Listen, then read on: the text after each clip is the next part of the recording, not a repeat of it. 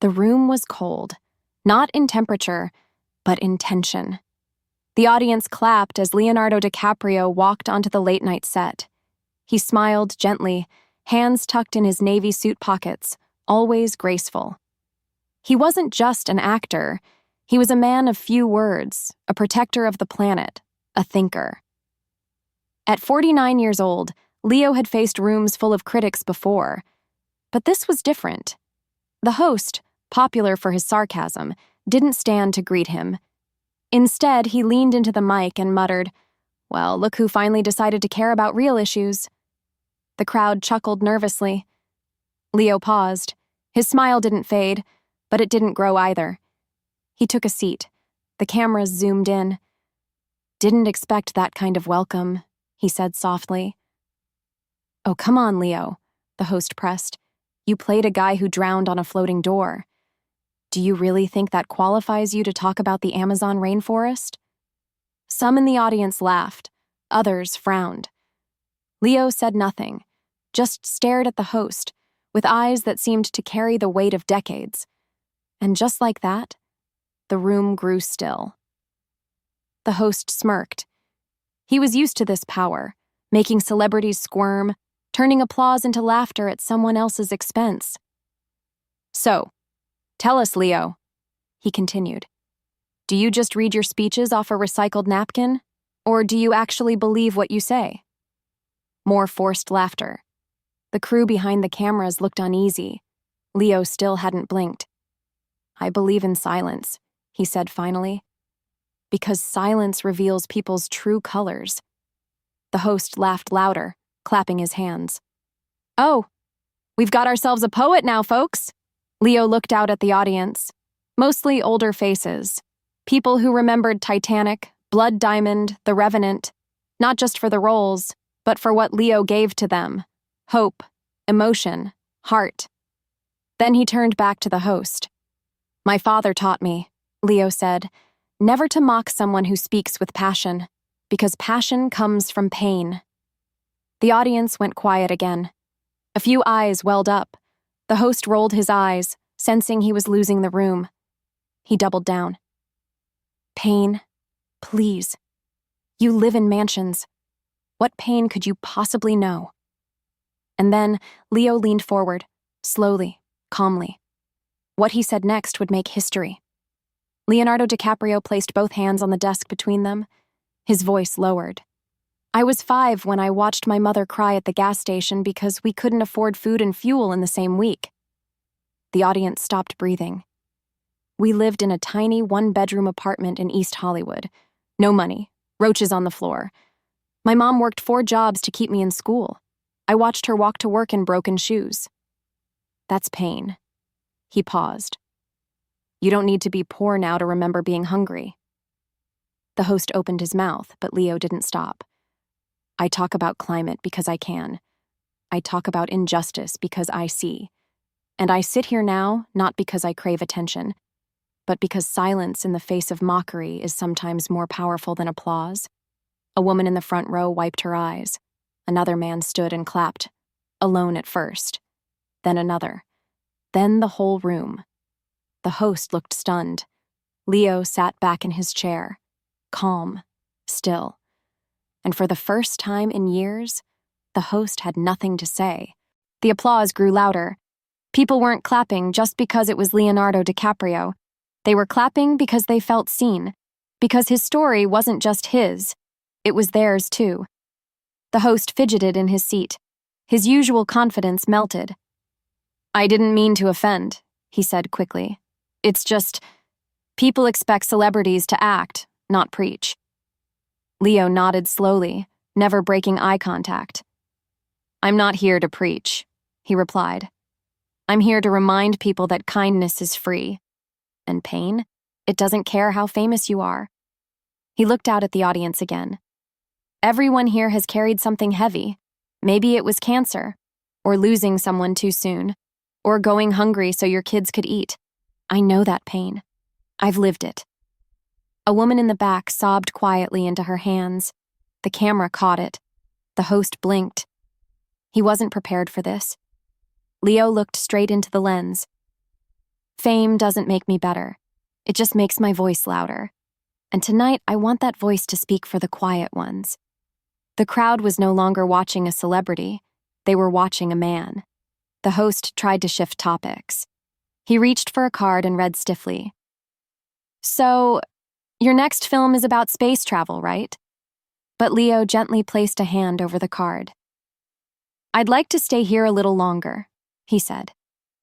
There was something in his voice, soft but full of weight. He took a deep breath. You know, he continued, when I was filming What's Eating Gilbert Grape, I was only 19. I played a boy with special needs, but when the cameras stopped rolling, I would go back to a hotel room where my mom cried herself to sleep. Silence. She was exhausted.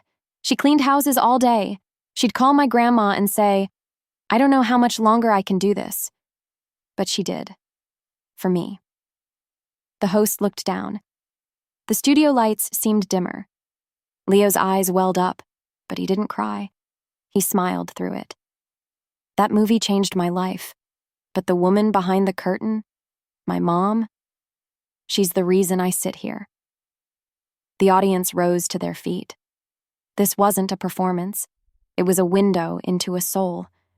Even the host whispered, I didn't know. And Leo said, most people don't, but they should. For the first time, the host's voice trembled. You've been carrying all this, and still stayed quiet. Leo looked at him gently. Sometimes, silence is a shield, and sometimes, it's a mirror. He let those words hang in the air. The host swallowed hard. I thought mocking you would be fun, he admitted. But I realize now, it was cruel. Leo shook his head kindly. No, it was honest. Honest to who you were before this moment.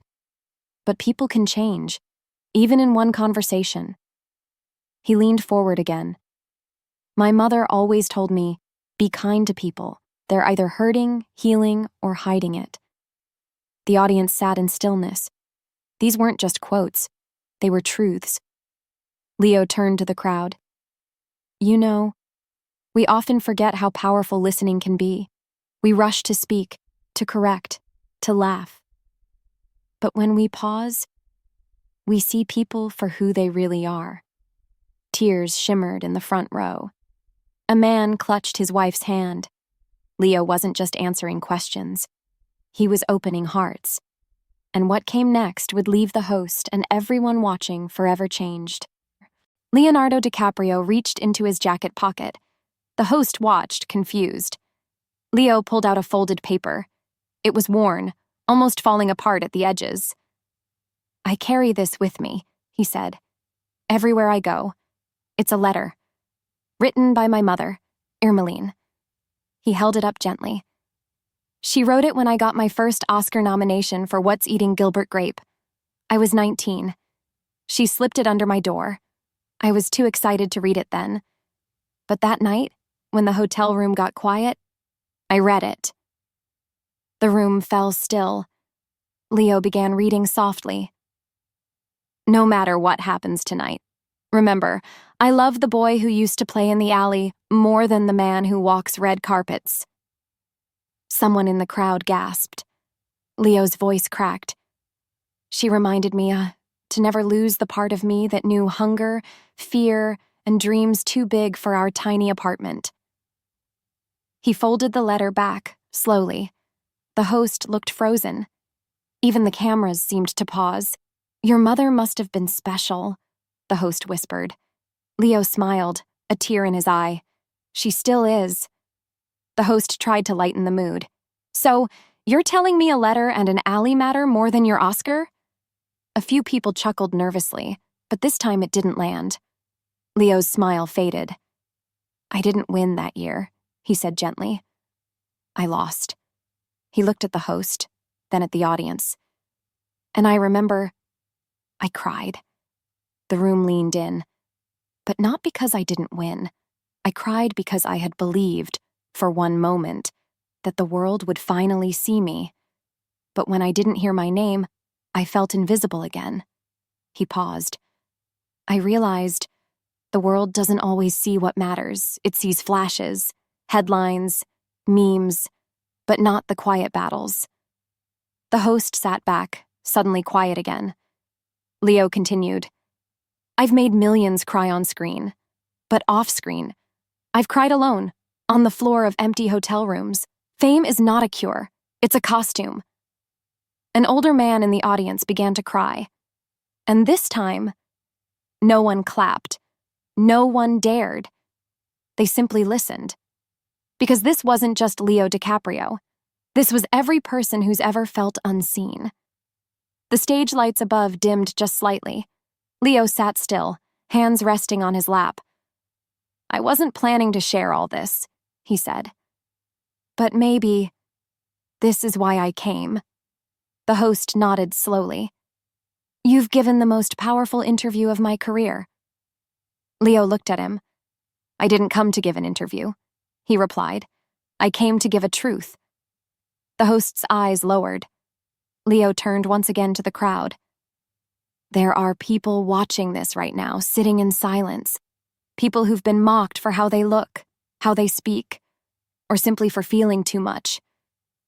A woman in the audience clutched her chest. A tear rolled down her cheek. To them, I say, your heart is not a weakness. It's your gift. The host whispered, How do you carry all this? Leo breathed in deeply. I don't always carry it. Some days it carries me. There wasn't a sound in the room, not even a cough. And somewhere, deep in that silence, people didn't just hear Leo. They felt him. He had become a mirror for every quiet soul. And the night wasn't over yet. The host cleared his throat. He tried to smile again, but it didn't reach his eyes. He looked at Leo. You speak like a man who's lost something, he said. Leo looked at the floor. I've lost many things, but one loss never leaves me. The room leaned forward. When I was 14, he continued, I had an acting teacher. Her name was Ms. Keller. She believed in me when I couldn't even remember my lines. She told me I had something special. He paused. One day she didn't show up to class. A week later, we found out she passed away from cancer. Leo looked straight at the camera. I never got to say thank you. He swallowed hard. So yes, I speak like a man who's lost something. Because I lost the woman who gave me my first dream. The studio went quiet. Even the host's face softened.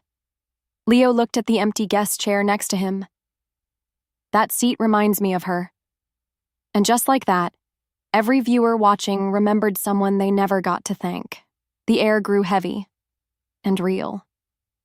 The host finally spoke, his voice shaking. I owe you an apology. Leo looked up, surprised. I came in tonight with jokes. I wanted clicks, ratings, but I didn't expect this.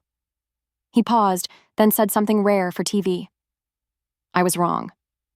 The audience sat in silence, hearts wide open. Leo smiled kindly. We all get it wrong sometimes. What matters is what we do next. The host wiped his eye. This show? It was never supposed to be about feelings. But maybe that's the problem.